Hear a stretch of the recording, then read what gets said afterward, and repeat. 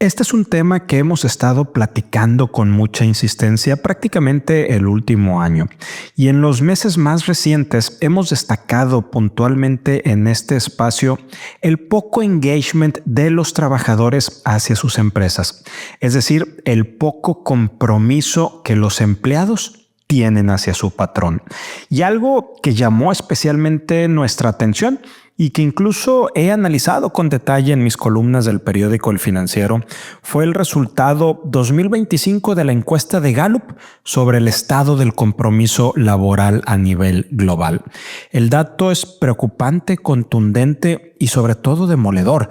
El nivel de engagement descendió al 21% frente al 23% del año anterior. Para poner esto en contexto, es apenas la segunda ocasión en los poco más de 15 años que Gallup tiene haciendo esta medición que hay un descenso de esta magnitud.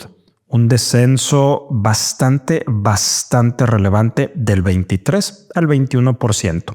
Pero donde se ubica el foco rojo más importante de este descenso es en los mandos medios, es decir, en aquellos líderes que no forman parte de la C-suite o de la alta gerencia, es decir, gerentes senior, directores junior, todos aquellos que no reportan directamente al presidente o director general de la compañía, pero que son quienes llevan a cuestas la operación del día a día y el contacto más cercano con los equipos operativos. Ahí es donde está el foco rojo de este descenso. Y a raíz de estos resultados de Gallup, el periódico estadounidense The Wall Street Journal publicó un artículo por demás interesante titulado ¿Por qué son infelices los gerentes en el trabajo? En este artículo entrevistan a Jim Harter. Jim es el científico titular de entorno laboral en Gallup desde 2003, es decir, quien está a cargo de estos estudios puntualmente desde hace muchos años y quien ofrece una radiografía muy precisa del malestar que viven muchos de los líderes actualmente. Entre los hallazgos que se reportan en el Wall Street Journal, esos hallazgos más relevantes, permíteme compartirle los más destacados, los siguientes. Primero, solo el 27% de los gerentes se consideró comprometido con su trabajo en 2024. Y en el caso de las mujeres gerentes, ese número cae todavía más, una baja de 7 puntos porcentuales en un solo año. Para los gerentes jóvenes, la caída fue de 5 puntos. Segundo, Harter explica que la carga ya era alta. Expectativas de la alta dirección, administración operativa, desarrollo de talento, retención y motivación. Y ahora se suma el reacomodo post-pandemia, la presión de los modelos híbridos, la irrupción de la inteligencia artificial, los recortes presupuestales y los cambios constantes en estructura. El resultado, los líderes están saturados, sin guía ni herramientas. Y para decirlo en palabras muy sencillas, por un lado le piden rendimiento financiero y productividad de los equipos de trabajo con todo lo que ello implica, pero al mismo tiempo les están pidiendo mantener el engagement, la felicidad, el bienestar de las personas. Son procesos muy difíciles de gestionar y que en muchas ocasiones se contraponen. Un punto crítico, como tercer tema que quiero resaltar de esta entrevista, es la falta de capacitación real para liderar personas. A ver, solo el 44% de los gerentes, de acuerdo a esta entrevista, ha recibido algún tipo de formación para su puesto. Y en el caso de los más jóvenes, el número cae a 37%. Cuando hay entrenamiento, suele enfocarse en tareas administrativas, no en hábitos de liderazgo efectivo. Por eso es que la gente al día de hoy siente que no está siendo adecuadamente capacitada para liderar personas, sobre todo algo que también solemos insistir aquí en People Trends, en este nuevo entorno geopolítico, económico, social que estamos viviendo hoy en día. Y finalmente, de los puntos más relevantes de esta entrevista es que muchas personas, muchos de estos gerentes fueron promovidos por tener un buen desempeño individual o por antigüedad, pero no necesariamente por contar con el talento para dirigir personas. Y eso siempre termina cobrando factura. ¿Qué hacer ante todo esto que estamos platicando y que Gallup está poniendo ahora sí que en blanco y negro con esta entrevista a Jim Harter, el científico titular de entorno laboral en Gallup? Bueno, de acuerdo a ellos, a esta casa, a esta consultora, la clave está en la conversación regular y significativa con los equipos. El contacto frecuente no solo mejora el compromiso de los empleados, sino que lo hace más claro, inspirador y humano. Esto en el rol del gerente. Donde hay conexión, hay compromiso. Y donde hay compromiso, hay resultados. Entonces, si el índice de Gallup de engagement o satisfacción laboral o conexión emocional está cayendo, cayó del 23 al 21%, y nos están diciendo que la clave son básicamente dos: mayor capacitación en temas de liderazgo y tener una conversación regular que en este caso puntual deben de tener los directores generales y los directores de área, como puede ser el de logística, operaciones, recursos humanos, finanzas, etcétera, con sus equipos de trabajo. Ahí es donde está esta profunda desconexión. Y, como decía hace unos momentos, donde no hay conexión, no hay compromiso.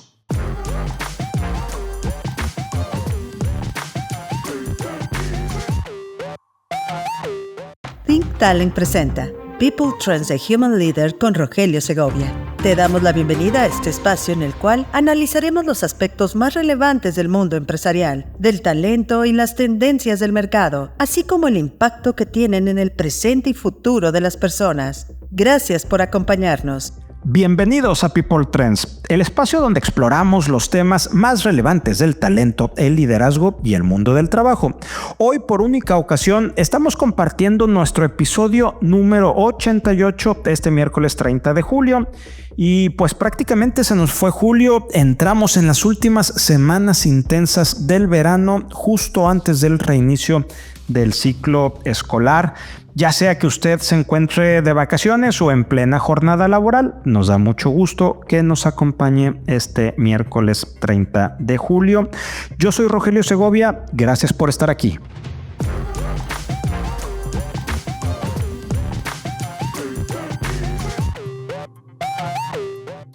Situación de negocios actual. Cada vez que alguien menciona el valor del índice de precios y cotizaciones, es decir, el IPC de la Bolsa Mexicana de Valores, o dicho en otras palabras, cada vez que alguien dice cómo está subiendo la Bolsa Mexicana de Valores y lo utilizan o lo quieren utilizar como evidencia de confianza y optimismo económico para nuestro país, creo que deberíamos invitar a que cuestionen esa reflexión de decir, como la bolsa va bien, el país va bien. Porque lo cierto es que más allá de estas cifras, la realidad es otra. La Bolsa Mexicana de Valores se ha vuelto poco atractiva para las empresas y para el capital. Durante los últimos años, puntualmente desde el 2018, probablemente algo signifique esa fecha, numerosas compañías mexicanas y transnacionales han optado por dejar de cotizar en el mercado bursátil nacional. Empresas consolidadas, con trayectoria y operación sólida, han preferido retirarse antes que continuar bajo un esquema que, lejos de ofrecer certidumbre, representa muchas cargas regulatorias, baja liquidez y escasos incentivos. Es decir, necesitas unos grandes equipos de trabajo jurídicos y económicos para toda esta carga regulatoria. Hay pocos incentivos económicos para tener tus acciones listadas en la Bolsa Mexicana de Valores y aparte la liquidez es muy baja, es decir, no hay un movimiento que pueda reflejar el valor real de las compañías. Y mientras tanto, es decir, mientras muchas compañías se están saliendo puntualmente, te decía, desde el 2018, las nuevas emisiones que en el sector financiero se llaman OPIs se han vuelto prácticamente una rareza, es decir, no están llegando nuevas empresas a la Bolsa Mexicana de Valores. La actividad bursátil en México se ha reducido a un grupo limitado de emisoras que resisten más por inercia que por convicción. El que tan pocas empresas decidan ser públicas en nuestro país no es solo un dato técnico, es una señal preocupante sobre el entorno para hacer negocios. Habla de la falta de certeza jurídica, de la fragilidad institucional y de un sistema financiero que no termina de consolidarse como palanca de desarrollo. Lo más revelador es que muchas firmas mexicanas encuentran más atractivo listar sus acciones, listar su compañía en Nueva York que en la Ciudad de México. Y no es solo por la profundidad de mercado, es por la previsibilidad, la protección al inversionista y sobre todo la eficiencia regulatoria. Si México quiere verdaderamente impulsar la inversión y fortalecer su economía, necesita replantear el papel de su mercado bursátil, porque no basta con que estemos celebrando los movimientos de la bolsa, es decir, del IPC, índice de precios y cotizaciones, cuando van a la alza. La verdad es que debemos de cuestionarnos esas celebraciones. Lo que requerimos como país es una agenda seria para incentivar que más empresas entren, permanezcan, pero sobre todo crezcan dentro del mercado de valores nacionales. Sin eso, cualquier discurso sobre confianza en el país, en la economía y en el nuevo sistema judicial es solamente eso, un simple discurso. Economía. Hablemos de temas económicos de nuestro país, de México. Le cuento que la inflación bajó a 3.55% anual en junio. Esto es una buena noticia, aunque habría que ver si no estamos en un tema de esta inflación.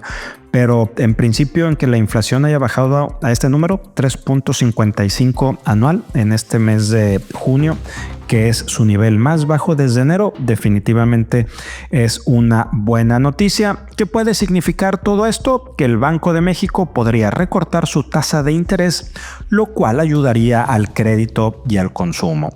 Pero no todo son buenas noticias. La economía prácticamente no creció en mayo y la construcción pública cayó más del 42%.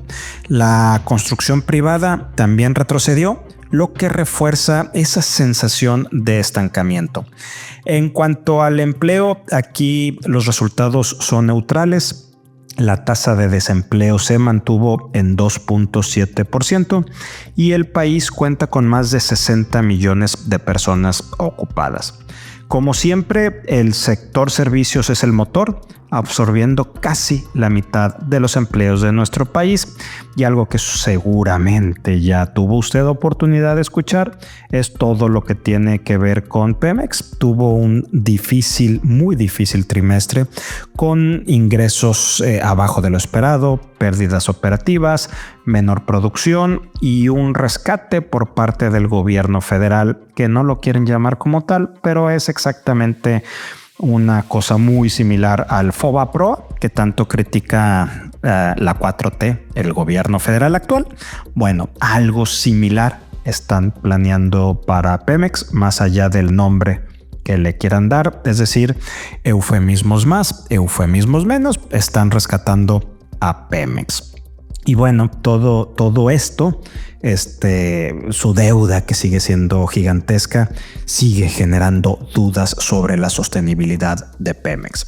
Además, el gasto, y esto es relevante porque de esto conversamos la semana pasada, de esta crítica de la revista británica The Economist, que decía cómo el gobierno federal abusó del tema de los subsidios o transferencias, esto que se da a personas mayores y a jóvenes y a gente sin empleo, etcétera, como un tema de control clientelar, un tema de control político, un tema que definitivamente hizo que muchas personas votaran por el partido en el poder gracias a esas transferencias o subsidios o regalos como le querramos llamar, y que criticó duramente la revista The Economist y que platicamos aquí mismo el martes de la semana pasada.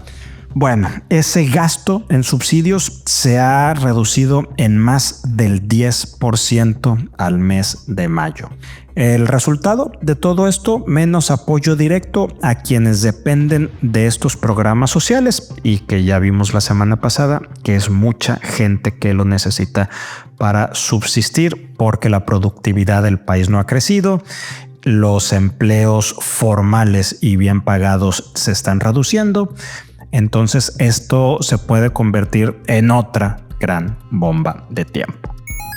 Rápidamente, en temas internacionales, le cuento que en Estados Unidos la Reserva Federal mantendrá su tasa de interés. Todo apunta a que no va a haber ningún movimiento, y aunque hay presión para bajarla, el miedo a que los aranceles disparen la inflación pesa más en la Reserva Federal de los Estados Unidos. Y el Fondo Monetario Internacional, por su parte, ve un poco más de luz al final de este túnel económico a nivel mundial. Ajustó al alza sus expectativas económicas tanto para México como para Estados Unidos, es decir, ambas economías, y ya sabemos que la de México está anclada, al menos hasta este momento la de Estados Unidos, podrían tener un crecimiento ligeramente mayor al que tenían previsto previamente por parte del Fondo Monetario Internacional. Y bueno, ante estas dos buenas noticias de las economías, tanto de Estados Unidos como México, los mercados empiezan a especular que en Estados Unidos se puede bajar un poco la tasa, pero como veíamos hace unos minutos, el Fondo Monetario Internacional no quiere. Entonces, en resumen, por ahora va a estar reinando la cautela. Talento. Cada vez es más común, pero no por ello menos grave, y me estoy refiriendo al silencio corporativo frente a quienes participan en procesos de reclutamiento y selección. Es decir, este silencio en qué está sucediendo en el proceso por parte de la gente que se dedica a atracción de talento y reclutamiento en las empresas. Y en su colaboración del día de hoy, Isca González cuestiona en qué momento normalizamos el que una empresa no dé respuestas a una persona que aplicó a una vacante. Y ghostear, nos dice Isca, al parecer dejó de ser una excepción y hoy parece una política establecida en muchas organizaciones. ¿En qué momento normalizamos el que una empresa no le dé respuesta a un candidato que aplicó a una vacante o que dedicó tiempo a un proceso de entrevista para una posición?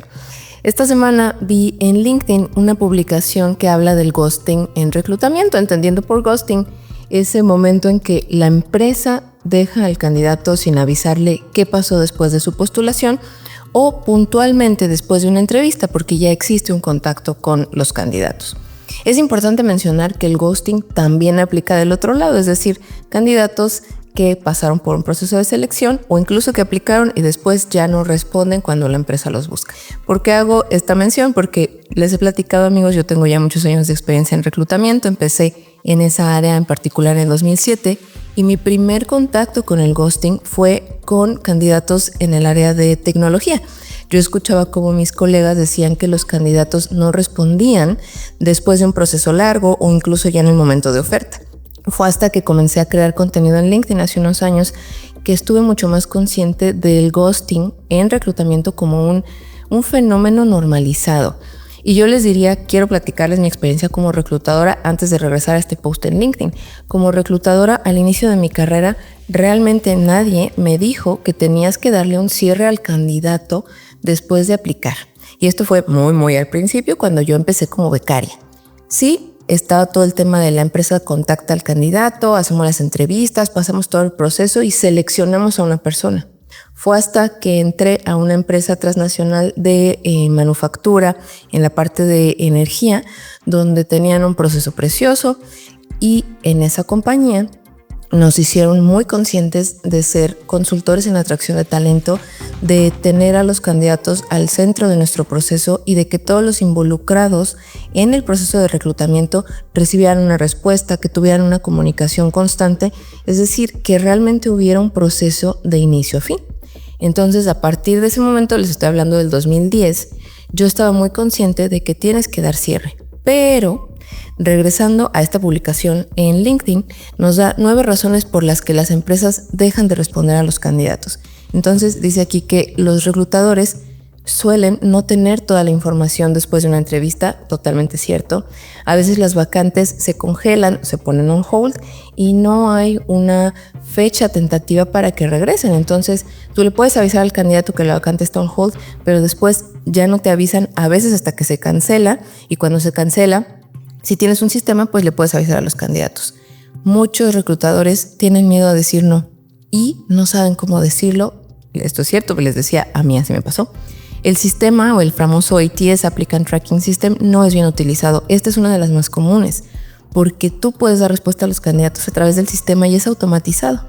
La empresa no tiene a los candidatos al centro de su proceso, es decir, no se considera la experiencia del candidato, hay cambios constantes en el perfil, no existe una cultura de seguimiento y esto es totalmente, si se fijan, no solo responsabilidad de reclutamiento, es un tema de toda la organización. También hay gente a la que no le gusta dar seguimiento. Tú como líder de reclutamiento le puedes poner un KPI o una meta a tus reclutadores y decir tienen que dar cierre, pero hay gente que toma la decisión de no hacerlo. Y por supuesto, una de las claves por las cuales existe este ghosting o un proceso que no funciona es porque está mal definido. La gran reflexión aquí, amigos, al día de hoy es por qué las organizaciones siguen permitiendo que esto suceda. Al final del día no podemos controlar el ghosting del lado de los candidatos, pero el ghosting en la organización del lado de reclutamiento es muy fácil de resolver. Utilizar el sistema de manera adecuada. Si no tienes un sistema, un formato, un template para correo electrónico o mensaje, y sobre todo tener un proceso clave enfocado en la experiencia del candidato y todos los involucrados en la selección. Cultura. Esta entrevista que leí recientemente en el periódico Wall Street Journal llamó mucho mi atención y por lo mismo me gustaría compartirle algunas ideas. Y se trata de una conversación que este diario tuvo con Toto Wolff, el director ejecutivo y copropietario del equipo Mercedes de Fórmula 1. Como probablemente muchos aficionados a la Fórmula 1 lo saben, Wolff desempeña un doble rol en esta organización, en el equipo Mercedes-Benz.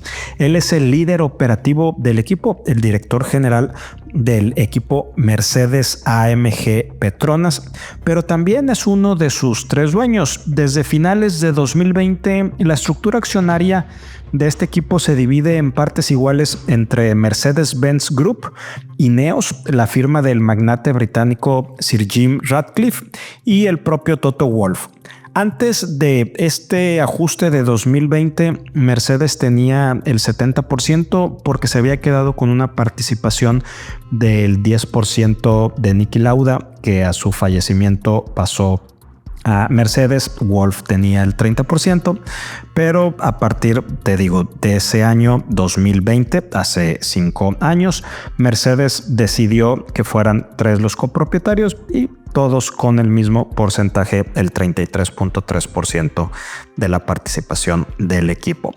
Pero bueno, más allá de lo corporativo, lo que resulta realmente interesante, y es lo que se menciona en esta entrevista del Journal, es su estilo de liderazgo. Toto se gestiona a sí mismo y a su equipo a través de lo que él llama pensamiento negativo. Prefiere ver el vaso medio vacío. Quizá no como pesimismo, sino como una forma de exigencia. Preguntarse no solo por qué se perdió, sino también cuestionarse por qué se ganó. Porque entender la victoria, dice Wolff, también te da dirección. Y este enfoque del señor Toto Wolff contrasta con un entorno corporativo que cada vez busca proteger emocionalmente a los colaboradores y que quizá lo podemos abordar posteriormente, pero que ha dado a esto que le llaman generación de cristal, donde mucha gente está sobreprotegida. Y aunque esta forma de pensar y de gestionarse de Toto Wolff, de ver el vaso medio vacío y de tener un liderazgo que él llama pensamiento negativo, no necesariamente se trata de que lo repliquemos. Sí vale la pena entenderlo, porque pues como él lidera uno de los equipos más consistentes de la última década y que ha ganado bastantes premios de manera individual como por equipo, pues creo que vale la pena entender este estilo de dirección. Primero te cuento un poco de Toto Wolff. Él nació en Austria en 1972 y desde antes de llegar a la Fórmula 1 ya era un empresario exitoso, muy joven. Nació en 1972, ya tiene muchos años en Fórmula 1 y desde antes, es decir, a sus 30 y poco años, ya tenía éxito empresarial y económico. Él fundó dos firmas de inversión, March 15 y March 16, que son firmas especializadas en capital de riesgo. Posteriormente invirtió en el sector automotriz, incluyendo HWA, empresa asociada a Mercedes, y también fue copropietario, tuvo una participación en el equipo de Fórmula 1 Williams, donde aparte de accionista fue director deportivo, y en 2013 vende su participación de Williams y es cuando se une a Mercedes. Hoy, de acuerdo a la revista Forbes, el patrimonio de Toto Wolff supera los $1,000 millones. Vamos a referirnos ahora puntualmente a 4 o 5 temas que se mencionan en esta entrevista. Y el primero es cómo se gestiona un líder como Toto Wolff.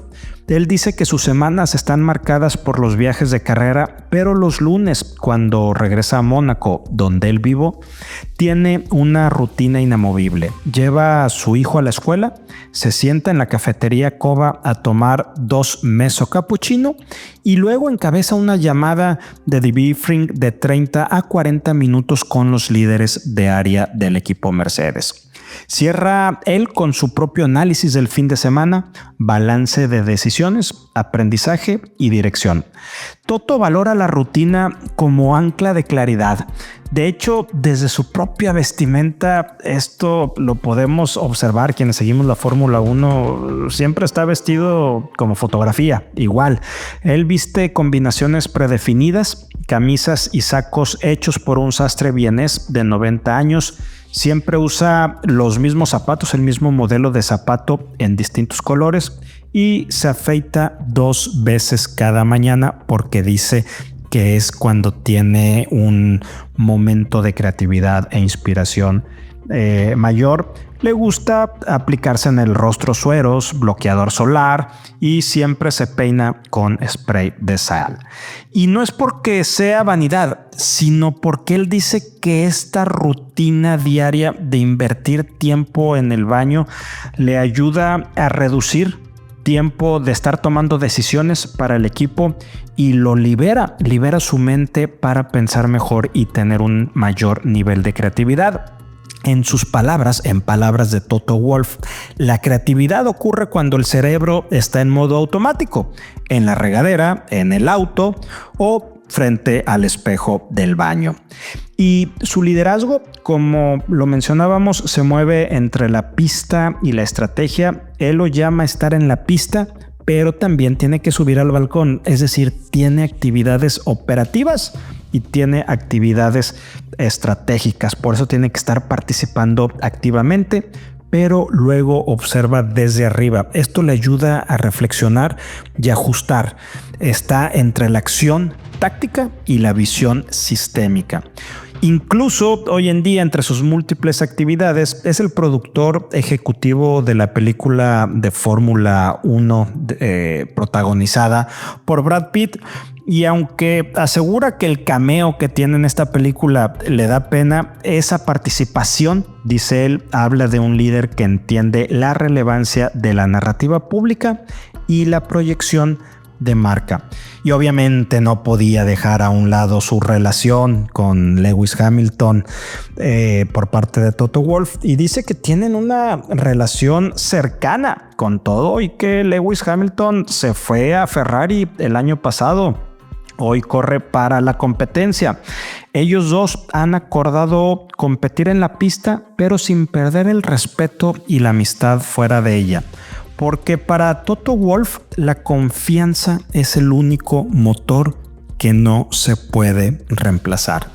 Muy interesante entrevista de un tipo metódico, de un tipo que tiene que mezclar la táctica con la estrategia, que le gusta tener algunas decisiones de vida sí muy estructuradas, sí muy rutinarias, pero a veces sencillas, como es la elección de su ropa, de su outfit diario, y siempre ser muy incisivo cada lunes en la revisión de lo que pasó el fin de semana posterior a una carrera de Fórmula 1.